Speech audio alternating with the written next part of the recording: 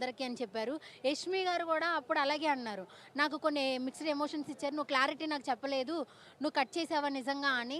దాని తర్వాత రీసెంట్‌గా చూసుకున్నట్లయితే విష్ణు ప్రియ కూడా ఆఫ్టర్ పృథ్వీ వెళ్ళిపోయిన తర్వాత నీ నుంచి కొంచెం నాకు గ్యాప్ కావాలి. నేను నీకు అట్రాక్ట్ అవుతున్నాను అన్నట్లుగా అంటున్నారు. అంటే ఇంతమంది గర్ల్స్ అందరూ కలిసి అంటుంటే మేబీ అది ఎక్కడైనా స్ట్రాంగ్ కౌంటర్ ఏమో, స్ట్రాంగ్ ఎమోషన్ ఏమో అనిపించట్లేదా?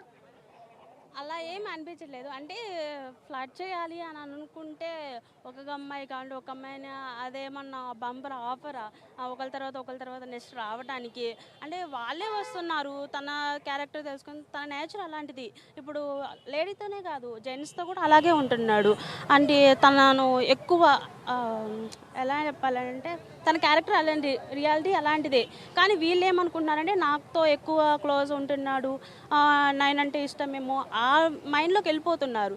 కానీ తన మనసులో ఒక అమ్మాయి ఉంది. ఆల్మోస్ట్ తను ఒక ఫస్ట్ నుంచి చెప్తూనే ఉన్నాడు. నేను ఒకటి పెట్టుకొని వచ్చానండి. ఏది ఎక్కడుందో నాకు తెలుసండి అని చెప్తున్నారు. వీళ్ళే వస్తున్నారు. అంటే తన నేచురల్ రియాలిటీని కూడా వీళ్ళు తప్పు పడుతున్నారు. సోనియా కానీ, విష్ణుప్రియ అనలేదు, యష్మి కానీ, సీత కానీ తన క్యారెక్టర్ అలాంటిదే. ఇక ఎవరికైనా సరే అంటే అలాగే చెప్తాడు. అది అంటే బీపీ నుంచి ఉండి వాళ్ళతో కలిసి ఉండి బయటకొచ్చి బయట ప్రపంచాన్ని కూడా చూసి అన్నీ తెలుసుకొని బయటికి మళ్ళీ లోపలికి వెళ్ళారు కదా కొంతమంది కంటెస్టెంట్స్. వాళ్ళు కూడా సేమ్ చెప్తున్నారు. నువ్వు సేఫ్‌గా ఆడుతున్నావు. నువ్వు గర్ల్స్‌ని ఒక టైప్‌లో యూజ్ చేస్తున్నావు అని చెప్పి. సో, దానికి ఎక్కడో ఒక దగ్గర మేబీ అది కరెక్ట్ ఏమో అనిపించలేదా? లేదండి. అంటే ఎక్కడ యూజ్ చేసుకున్నారో ఒకటి చెప్పమండి. ఒక పాయింట్ సీత అంతా చెప్పింది కదా! యూజ్ చేసుకున్నా. ఒక్క పాయింట్ చెప్పమనండి. తను యూజ్ చేసుకున్నాడు అని అన్నాడు కదా! ఒక అమ్మాయిని యూజ్ చేసుకున్నాడు ఒక పాయింట్ చెప్పండి. ఒక అమ్మాయితో క్లోజ్‌గా మాట్లాడితే తనని ఫ్లర్ట్ చేసినట్టు, ఇంకేదో చేసినట్టు అని కాదు కదా! అంటే తను యూజ్ చేసుకోలేకపోతే ఆ నిమిషంలోనే తను డిఫెండ్ చేయాలి కదా!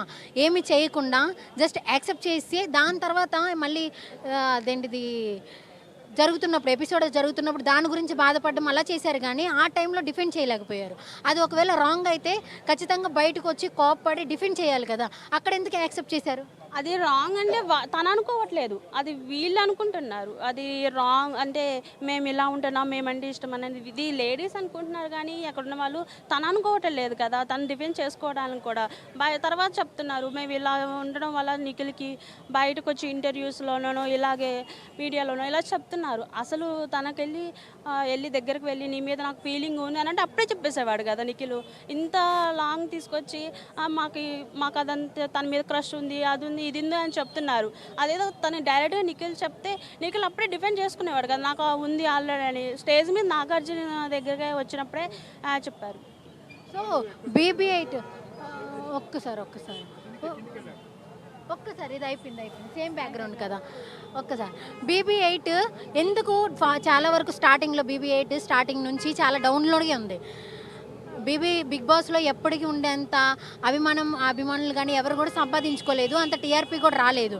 మరి అంత ఫెల్ డౌన్గా అంత లోగా ఉండడానికి ఎవరు కారణం, ఏం కారణం? స్టార్టింగ్లో ఇప్పుడున్న